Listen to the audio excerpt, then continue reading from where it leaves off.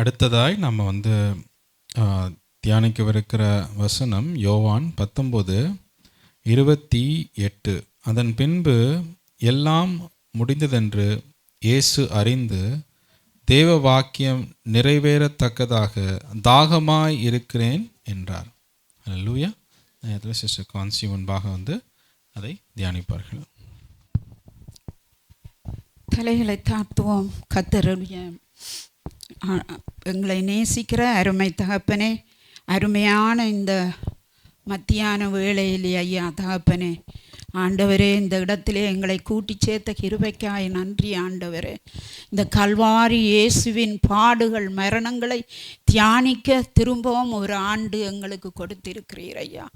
ஆண்டவரே சோத்திரம். அப்படியாய் கர்த்தர் இந்த நாட்களிலே ஆண்டவரே, நீர் அன்று கோர பாடுகள் ஆண்டவரே, ஆண்டவரே சோத்திரம், நீர் கண்ணீரோடையா தகப்பனே கல்வாரியிலே ஆண்டவரே தாகம் என்றீர் ஐயா. 3 ஆணிகள் கடவுப்பட்டவராய் கடைசி நேரத்திலே ஆண்டவரே ஆத்துமத்திலே எவ்வளவு ஆண்டவரே தாகமாயிருக்கிறேன் என்று சொல்லி ஆண்டவரே சோத்திரம். அப்படியாய் என் இயேசு நீர் ஆண்டவரே சோத்திரம் ஐயா, அவருடைய ஆத்துமம் களைப்போடு இருந்ததென்று பார்க்கிறோம். முதல் நாள் பிடிக்கப்பட்டார்.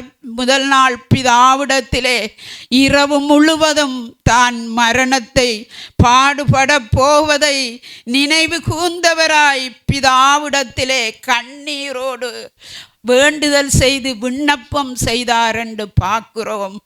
அன்று இரவே அவர் பிடிக்கப்படுகிறார்.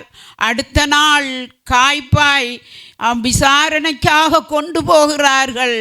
திரும்ப பிலாத்து விடத்தில் கொண்டு வந்து விசாரணை செய்து திரும்பவுமாக ஏரோதிடத்துக்கு அனுப்பி அங்கு விசாரித்து அவரை பரிகாசம் பண்ணி அடித்து திரும்பவுமாக அனுப்பி இப்படியாய் இரவு முழுவதும் அவர் பிடிக்கப்பட்ட நேரத்திலே இருந்த அந்த அவருடைய சரீரம் எவ்வளவோ களைப்பாய் இருந்ததால் தாகமாய் இருக்கிறேன் என்று சொல்லி அப்படியாய் அவருடைய அந்த வார்த்தையை பார்க்கிறோம். யோவான் 19:28 இப்படியாய் சொல்லுகிறது, எல்லாம் முடிந்தது என்று அறிந்து வேத வாக்கியம் நிறைவேறத்தக்கதுக்காக தாகமாய் இருக்கிறேன் என்றார். ஆமாண்டவரே, அவரும் இந்த உலகத்திலே நாங்கள் பார்க்கிறோம், அவரும் இந்த உலகத்திலே எங்களைப் போல்தான் அவர் பிள்ளை ஒரு மனித பிள்ளையாக பிறந்தார். ஏனென்றால் அவர் தீர்க்கதரிசிகளால் அவர் எப்படி பிறப்பார், யாருடைய வயிற்றிலே அவர் பிறப்பார், அவருடைய வளர்ப்பு, அவருடைய எதிர்காலம், அவர் எப்படி மரிப்பார் என்பது எல்லாம் தீர்க்கதரிசிகளால் உரைக்கப்பட்டதாக இருந்ததென்று பார்க்கிறோம். அதுதான் இதில் சொல்லப்பட்டு இருக்கிறது. அவருடைய வேத வாக்கியம் நிறைவேறத்தக்கதுக்காக தாகமாயிருக்கிறேன் என்று சொன்னார். வேத வாக்கியம் நிறைவேறத்தக்கதுக்காக அவர் அந்த கசப்புகளையெல்லாம் தாங்கக்கூடியவராய், அதுதான் சங்கீதக்காரன் சொல்லுறான் 69:21 என் ஆகாரத்தில் கசப்பு கலந்த காடியை கொடுத்தார்கள், என் தாகத்துக்கு காடியை கொடுத்தார்கள் என்று சொல்லி சங்கீதக்காரன் எழுதி வைத்திருக்கிறான். இப்படி எல்லாம் அவருடைய வாழ்க்கையிலே நடக்கும் என்பதை எல்லாம் பிதாவானவர் முன்குறித்து தன்னுடைய குமாரனுக்கு எல்லாவற்றையும் அவர் அந்தந்த காலத்திலே செய்யும்படியாக மரண தருவாய்க்கு வந்தபோதும் பிதாவினுடைய சித்தம் அதுதான் அவருடைய அந்த ஆத்தும தாகமாயிருந்ததென்று பார்க்கிறோம். எரேபியர் 12:14 பிள்ளைகளைப் போல அவர் மாமிசத்தையும் இரத்தத்தையும் உடையவராய் இருந்தார் என்று. அவர் நம்மை போலதான் இந்த உலகத்திலே வாழ்ந்த நாட்களில் எல்லாம் அவர் எவ்வளவும் எங்களைப் போலதான் பிறந்து வளர்ந்து மனிதனைப் போல் இருந்து இவ்வளவு கொடூரமான பாடுகள் மரணங்களுக்கு போதும் பிதாவிடத்தில் போய் தன்னை ஒப்பு கொடுத்தார். ஏனென்றால் மரண பரியந்தமும் மனுஷ ரூபமாய் காணப்பட்டும் அவர் மரண பரியந்தமும் தன்னுடைய பிதாவுக்கு கீழ்ப்படிந்தவராய் தன்னை முழுமையுமாய் ஒப்பு கொடுத்த அந்த வாக்கியம் நிறைவேறுவதற்காக சிலுவையிலே தொங்கிக் கொண்டு இருக்கும்போது தாகமாய் இருக்கிறேன் என்று சொன்னார். முதலாவது அவருடைய ஆத்துமாவிலே, ஏனென்றால் அவரும் மனித ரூபமாய் வெளிப்பட்ட தேவன். அவருடைய ஆத்தும தாகம் முதலாவது அவருக்கு அவருடைய ஆத்துமாவிலே ஒரு தாகம் இருந்ததென்று பார்க்கிறோம். அப்படியாய் கர்த்தர் அந்த நேரத்திலும் பிதாவினுடைய சித்தத்தை நிறைவேற்றும்படியாக தன்னை கீழ்ப்படிந்தவராய் மயிர்கத்தறிய கொண்டு போகப்படுகிற ஆட்டுக்குட்டியை போல் வாயே பேசாதிருந்தார். நாங்களும் இந்த உலகத்திலே பிறந்திருக்கிறோம், வாழ்ந்து கொண்டு இருக்கிறோம்.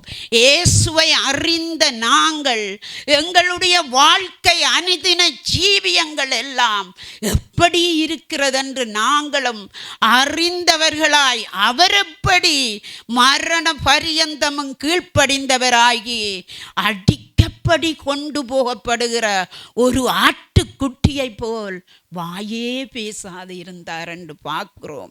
எங்களுடைய வாழ்க்கையிலும் அன்னுதின வாழ்க்கையில வரும் போராட்டங்கள் எவ்வளவு ஆண்டவரே அப்படியாய் வருகிற எவ்வளவோ காரியங்கள் ஐயா தகப்பனே எங்கள் வாழ்க்கையிலே ஒவ்வொருத்தருடைய வாழ்க்கையிலும் அன்னுதின வாழ்க்கையிலே கடந்து செல்வதற்கு குடும்ப வாழ்க்கையில் பிள்ளைகளுடைய வாழ்க்கையிலும் எத்தனையோ போராட்டங்கள் வருகிறது.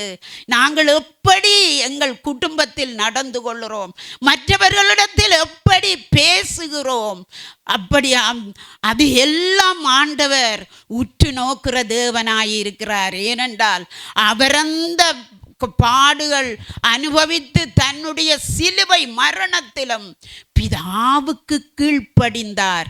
அந்த கீழ்ப்படிதலைத்தான் எங்களிடத்தில் எதிர்பார்க்கிற தேவனாய் இருக்கிறார். நாங்கள் அனுதின வாழ்க்கையில் அதுதான் சொல்கிறார், ஒருவன் என் பின்னே வர விரும்பினால் தன்னைத்தான் வெறுத்து தன் சிலுவையை எடுத்துக்கொண்டு என்னை பின்பற்றி வர கடவான் என்று.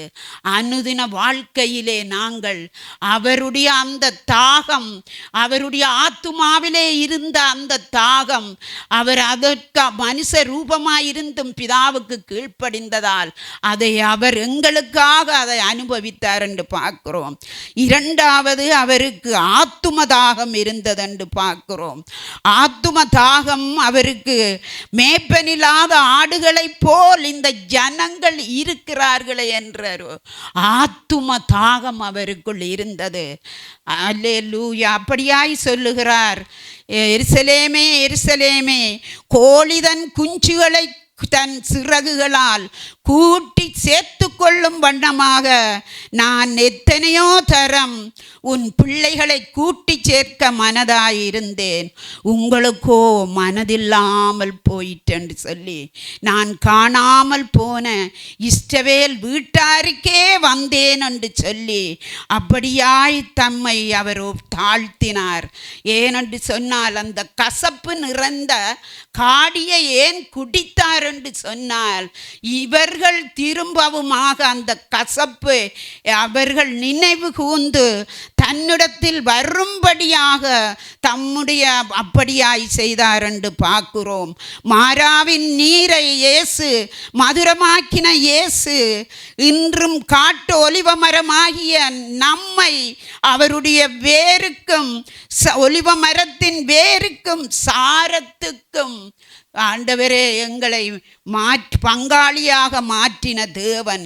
மேய்ப்பனில்லாத ஆடுகளைப் போல் இவர்கள் அலைகிறார்களே என்று சொல்லி அவருக்குள் அந்த ஆத்தும தாகம் இருந்ததை பார்க்கிறோம். பார்க்கிறோம்.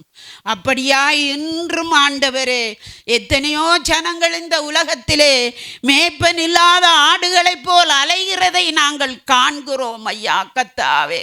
இவர்களை எல்லாம் கர்த்தரண்டையில் வழி நடத்த எங்களுக்கு அந்த ஞானம் வேண்டும் ஐயா தகப்பனே.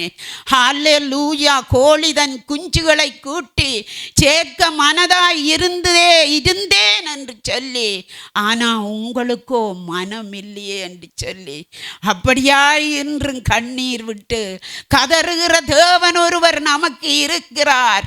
மரணத்திலும் தம்முடைய ஜனத்துக்காக அவர் ஏக்கமுற்றவராய் நின்றார் என்று பார்க்கிறோம். தாகமுள்ளவராய், ஆத்தும தாகம். ஜனங்களை பார்க்கும் போதெல்லாம் கண்ணீர் விட்டு மனங்கசந்து அழுத தேவன் இன்றைக்கும் மக்களை பார்த்து மனங்கசந்து அழுகிறவராய் இருக்கிறார். என்னிடத்தில் வருவார்களோ என்று நான் ஜீவ தண்ணீரை கொடுக்க ஆயத்தமாய் இருக்கிறேன் என்று. ஆனால் உங்களுக்கோ மனதில்லாமல் போய்விட்டதே என்று சொல்லி இன்றும் அவருடைய சத்தம் தொனித்து கொண்டிருக்கிறது கல்வாரியில்.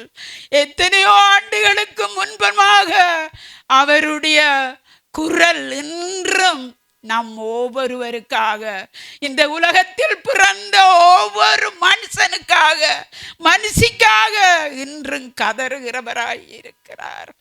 அதுதான் அவருடைய ஆத்தும பாரமாய் இருந்ததென்று பார்க்கிறோம். மூன்றாவதாக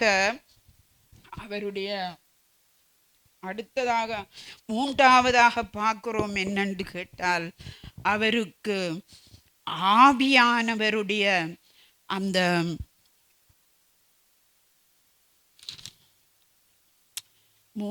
முதலாவது சரீர பிரகாரமான தாகம் இருந்தது, இரண்டாவது ஆவிக்குரிய தாகம், இரண்டாவது ஆத்தும தாகம், மூன்றாவது ஆவிக்குரிய தாகமாயிருக்கிறார் அவர். ஆவிக்குரிய தாகமாக ஜனங்கள் என்னிடத்தில் வந்து அந்த ஆவிக்குரிய நீரூற்றை பெற்றுக்கொள்ளவில்லையே என்று சொல்லி அவர் அந்த தாகத்தோடு இருந்தவராய் காணப்படுகிறார். அன்றுதான் சமாரியா ஸ்திரீ அந்த கிணத்துக்கு வந்தாள். இயேசுவை அவள் யாரென்று அறியவில்லை. அறிந்திருந்தால் அவரிடத்தில் தாகத்துக்கு தாவென்று கேட்டிருக்க மாட்டாள். ஆனால் அவள், ஆண்டவர் சொன்னார், நீ என்னிடத்தில் தாகத்துக்கு தண்ணீர் உனக்கு நான் கொடுக்கும் தண்ணீரை குடிக்கிறவனுக்கோ ஒரு காலம் அவனுக்குள்ளே நித்திய காலமாய் ஊறுகிற ஊற்றாய் இருக்கும் என்று சொல்லி அவர் அப்படியாய் சொன்னபோது, எனக்கு அந்த ஜீவ தண்ணீர் வேணும். நான் இந்த கிணத்தடியிலே வந்து தண்ணீர் மொண்டு கொள்ளாதபடி அந்த ஜீவ ஊற்று எனக்கு வேணும். நித்திய காலமாய் அது எனக்குள்ளே ஊறிக்கொண்டு இருக்க வேணும் என்று அவள் கேட்டாள். அல்லேலூயா. அவளுடைய மனக்கண்கள் திறக்கப்பட்டது. அதனால் அந்த ஜீவ ஊற்றை அவள் கண்டு கொண்டாள். அவள் ஓடிப்போய் தந்த ஜனங்களிடத்துக்கு ஆண்டவரை சொன்னாள். அவள் புறஜாதி ஸ்திரீயாய் இருந்தாலும் தன்னுடைய ஜனங்களுக்கு அவள் போய் சொன்னாள் என்று பார்க்கிறோம். இன்று நாங்கள் அப்படித்தான் ஆண்டவர் சொல்றார். யோவான் 7:37-38 ஒருவன் தாகமாய் இருந்தால் என்னிடத்தில் வந்து தாகத்தை தீர்த்து கொள்ளுவான் என்று, என்னிடத்தில் வந்து பானம் பண்ண கடவான். அவன் உள்ளத்தில் ஜீவ தண்ணீர் உள்ள நதி ஓடும் என்று சொல்லுறார். இன்றைக்கும் நம்முடைய இயேசு அவர் ஜீவ தண்ணீரை கொடுக்க ஆயத்தமாய் இருக்கிறார். அந்த ஜீவ தண்ணீர் இலவசமாய் கொடுக்கிறவராய் இருக்கிறார். ஓ தாகம் உள்ளவர்களே, என்னிடத்தில் வாருங்கள், நான் உங்களுக்கு ஜீவ தண்ணீரை கொடுப்பேன் என்று. அந்த தண்ணீர் ஒருபோதும் வற்றாத ஜீவ தண்ணீராய் இருக்கிறதே. அல்லேலூயா. இன்றும் ஆண்டவரே சோத்திரம். தாகமாய் இருக்கிறவர்களுக்கு தண்ணீர் ஊற்றிலே இலவசமாய் கொடுப்பேன் என்று சொல்லுறார். தாகம் உள்ளவனுக்குத்தான் அவர் ஜீவ தண்ணீரை கொடுப்பார். தாகத்தோடு நான் வறண்டு யார் ஆண்டவரே இயேசுவை பார்த்து நோக்குறார்களோ அவர்களுக்கு அவர் ஜீவ தண்ணீரை கொடுக்க அவர் ஆயத்தமாய் இருக்கிறார். அன்று சிம்சோன் தான் மரிக்க போறேன் என்று சொல்லி கர்த்தரை நோக்கி கூப்பிட்டான். தேவரீர் அடியேனை ரட்சித்து தாகத்தால் செத்து விடுவேன் என்றான். தேவன் பள்ளத்தாக்கை பிளந்தார். தண்ணீர் ஓடி வந்தது. அவன் குடித்த போது உயிர் பிழைத்தான். அதைத்தான் இன்றும் ஆண்டவர் அல்லேலூயா அந்த ஜீவ தண்ணீர் அதை குடிக்கிறவனுக்கு அந்த நாவறட்சியின்றி அவன் பிழைத்து கொள்ளுவான். அவன் மரிக்க போறேன் என்று நாவறட்சியால் இயேசுவை நோக்கி கூப்பிட்டான். கூப்பிட்ட உடனே அவர் கற்பாறையை பிளந்து தண்ணீரை ஓடச் செய்து அவன் மரிக்காமல் இருக்கும்படி அந்த தண்ணீரை குடித்து அவனுக்குள் ஆண்டவரே அந்த ரட்சிப்பை கொடுத்தார், ஜீவ ஊற்றை கொடுத்தார். அவன் பிழைத்தான். அதுதான் இன்றைக்கும் எத்தனையோ ஜனங்கள் அந்த ஜீவ ஊற்றை காணாமல் ஆண்டவரே மரித்து கொண்டு இருக்கிற ஜனங்கள் அப்பா ஏசப்பா, எவ்வளவோ ஜனங்கள் இந்த ஏரியாவை சுற்றி இருக்கிறார்கள் ஐயா. நான் வறட்சியால் வறண்டு போய் மேப்பனில்லாத ஆடுகளைப் போல் அலைகிறார்கள் ஐயா. இவர்களெல்லாம் இயேசுவை காண வேணுமே. ஜீவ தண்ணீர் அன்றைக்கு வர வேணும். அந்த பாவ மன்னிப்பின் ரட்சிப்பை பெற்றுக்கொள்ளணும் ஐயா. தகப்பனே, ஒருவனும் கைவிடப்படக்கூடாது ஐயா. கர்த்தாவே அல்லேலூயா. தகப்பனே, ஜீவ ஊற்றண்டைக்கு அவர்கள் வர வேணும் என்று ஜெபிக்கிறேன். ஆண்டவரிடத்தில் வருகிறவன் தான் ஒரு பொழுதும் தாகம் எடுக்காத அந்த ஜீவ ஊற்றை அவர் கொடுக்கிறவராய் இருக்கிறார். அல்லேலூயா. அந்த தண்ணீர் ஒருபோதும் தாகம் எடுக்காத ஊற்று. அந்த தண்ணீர் எல்லாம் கரை புரண்டு ஆறு போல பெருக்கெடுத்து ஓடுகிற நதியை போல் இருக்கும். அந்த நதி சமாதானத்தை கொடுக்கும், சந்தோஷத்தை கொடுக்கும். பாவத்திலும் சாபத்திலும் உழண்டு இருக்கிற ஜனங்களுக்காக அவர் பரிதவிக்கிறார். இன்றும் இந்த ஜனங்கள் என்னண்டையில் வருவார் உண்டு கண்ணீரோடு இருக்கிறாரே, தாகத்தோடு இருக்கிறார். அவருடைய தாகம் கசப்பு கலந்த காடியை கொடுத்தார். இந்த கசப்புள்ள வாழ்க்கையிலே கடந்து போகிற ஒவ்வொருத்தரும் அந்த ஜீவ தண்ணீர் அன்றைக்கு வர வேணும் என்று, அதுதான் மாறாவின் கசப்பை மதுரமாக்கின இயேசுவை நோக்கி பார்க்கும்போது, அவருடைய பாதத்தில் ஓடி வரும்போது அவர் எல்லாவற்றையும் மாற்றி தன்னுடைய ஜீவ தண்ணீரை எங்கள் மீது ஊற்றும் போது, அந்த வல்லமை எங்களை நிரப்பும் போது, உலகம் கொடுக்கவும் எடுக்கவும் முடியாத சமாதானம், சந்தோஷம் கிடைக்கிறதே.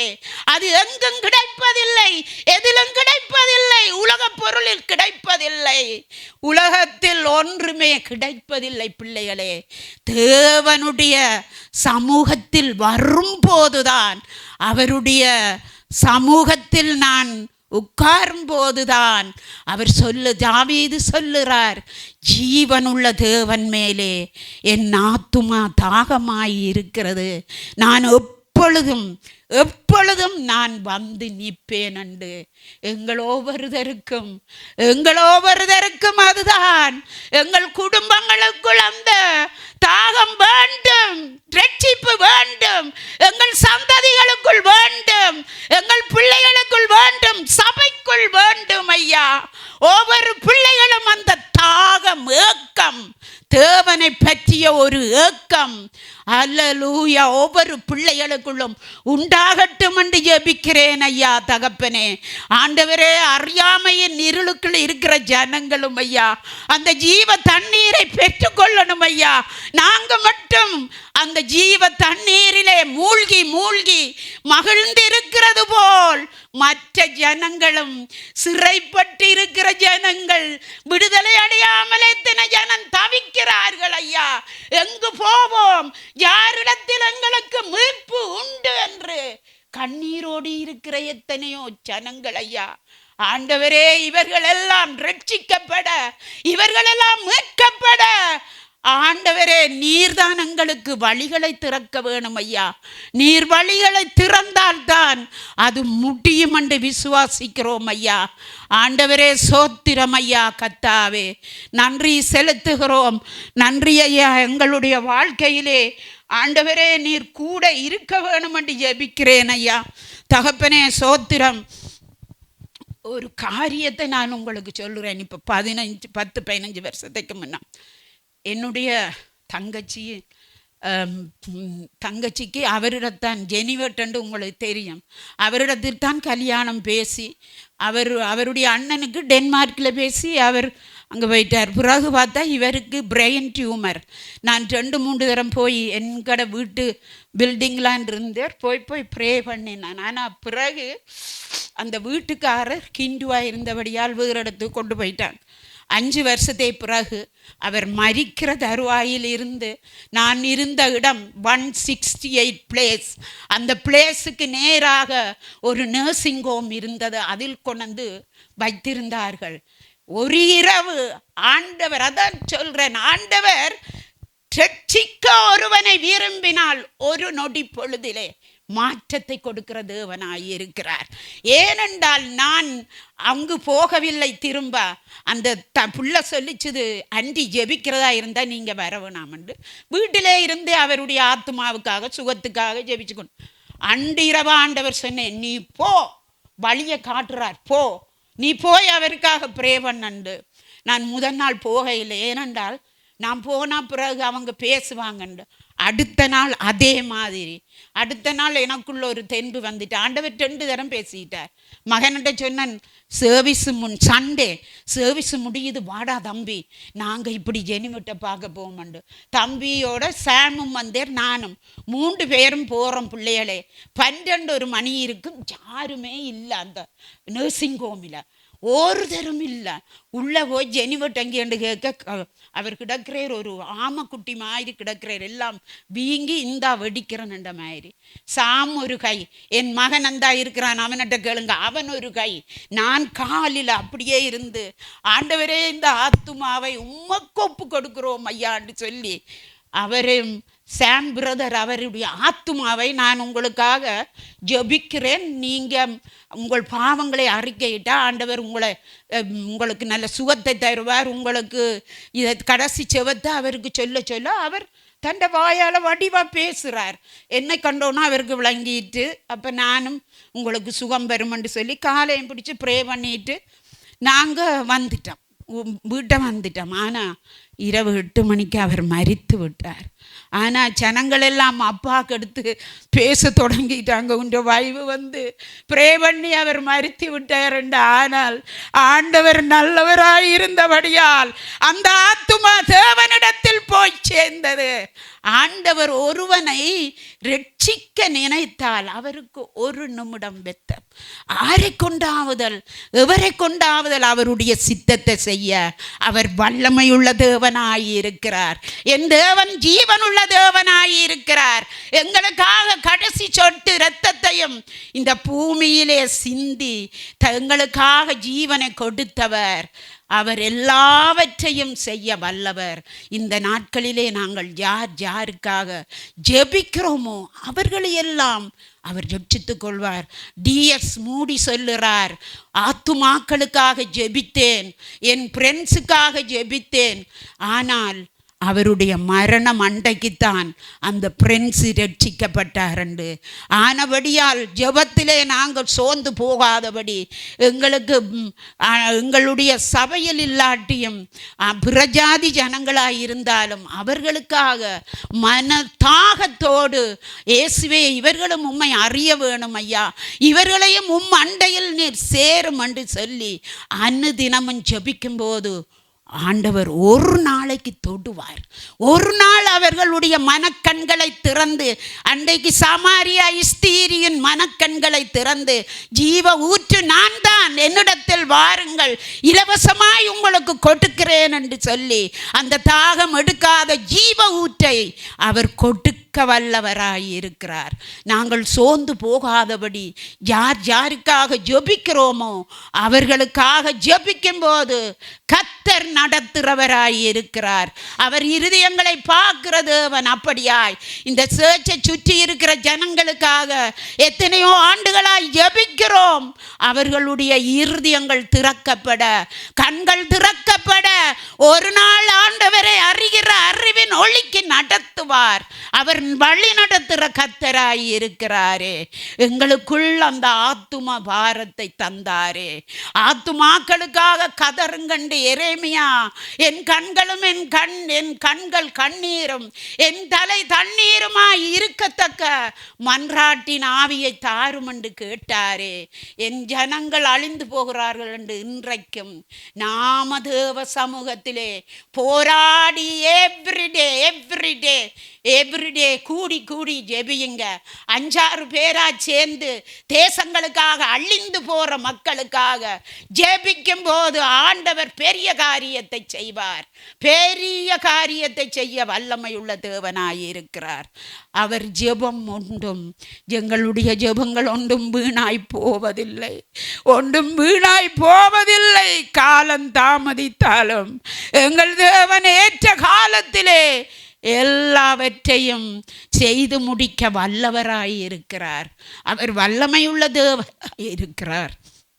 நாங்கள் அவரை முழு இருதயத்தோடும் பிள்ளைகளே, எங்கள் வாழ்க்கையிலே நாங்கள் வருகிற போராட்டங்களை எல்லாம் நாங்கள் எப்படி மேற்கொள்ளுறோம், அதுபோல இந்த ஜனங்களும் தங்களை ஒப்பு கொடுத்து தேவ சமூகத்தில் வரும்போதுதான் வரும்போதுதான் எங்களுடைய எல்லாம் சுயங்கள் சாம்பலாய் மாறுகிறது.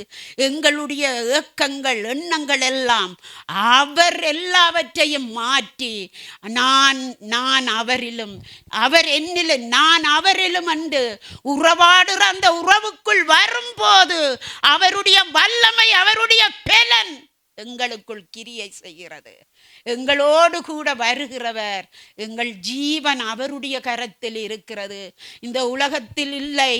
எங்கள் ஜீவனை கொடுத்தவர் அவர். அவருடைய கரத்துக்குள் தான் நாங்கள் இருக்கிறோம். அவரையே சாய்ந்து அவருடைய நிழலிலே வாழும் போது வியாதிகளோ மரணமோ துக்கமோ வேதனையோ ஒன்றும் எங்களை மேற்கொள்ளுவதில்லை. ஏனென்றால் அவர் சிலுவையிலே எல்லாவற்றையும் சுமந்து எங்களுக்காக தீர்த்து விட்டார். முடிவு பரியந்தமும் அவர் கீழ்ப்படிந்தவராயி தம்மையே ஒப்பு கொடுத்தார். நாங்களும் எங்களுடைய ஓட்டத்தை விசுவாசத்தை தொடக்கினவரும் முடிக்கிறவருமாயிருக்கிற இயேசு கிறிஸ்துவை நோக்கி பொறுமையோடு ஓடி முடிக்க தேவன் கிருபை செய்வார். எங்கள் ஒவ்வொருத்தருக்கும் ஒவ்வொரு குடும்பத்துக்குள்ளும் கிரியை செய்கிறவராய் இருக்கிறார். சபையிலே கிரியை செய்கிறவராய் இருக்கிறார். அப்படியாய் சபைக்காக பிள்ளைகளுக்காக நித்தமும் ஜெபிங்க. ஒரு 1 hour முழந்தாளில் இருந்து ஜெபிங்க. முழங்காலில் ஜெபம் வல்லமையுடையது பிள்ளைகளே. முழங்காலை முட்டைக்கு ஜெபிப்பீர்களாயிருந்தால் தேவன் எங்களுக்காக யுத்தம் செய்வார். எங்களுக்காக யாவையும் செய்து முடித்தவர். அவர் செய்து முடிக்க வல்லவராய் இருக்கிறார். அந்த விசுவாச நம்பிக்கை எங்களுக்குள் வேரூண்டட்டும் என்று எபிக்கிறோம் ஐயா. எங்களுக்காக ஜீவனை கொடுத்த தேவன் இன்றும் எங்களுக்காக தாகம் தாகம் என்று கதறிக்கொண்டிருக்கிற குரலங்கள் இருதயத்திலே கேட்கும்படியாய் எபிக்கிறேன் ஐயா. தகப்பனே, உம்முடைய ஆத்தும தாகம் பாரம் எல்லாம் நாங்களும் ஆண்டவரே இந்த உலக வாழ்க்கையிலே கடந்து போகும் மட்டும் எங்களோடு கூட அது இருக்கும்படியாய் ஜெபிக்கிறேன் ஐயா. தகப்பனே, சோத்திரம் ஆண்டவரே. ராஜா, எங்களை ஒப்பு கொடுக்கிறோம். நீங்க ஆளுகை செய்யுங்க. உம்முடைய கல்வாரி நேசரின் அன்பு எங்களை உருக்கட்டும் ஐயா. எங்களை முற்றுமாக தாழ்த்துகிறோம். ஐ சரண்ட் இட் எவ்ரிதிங். இயேசுவே நாமத்தில் ஜெபிக்கிறேன் நல்ல தகப்பனே. ஆமென். ஆமென்.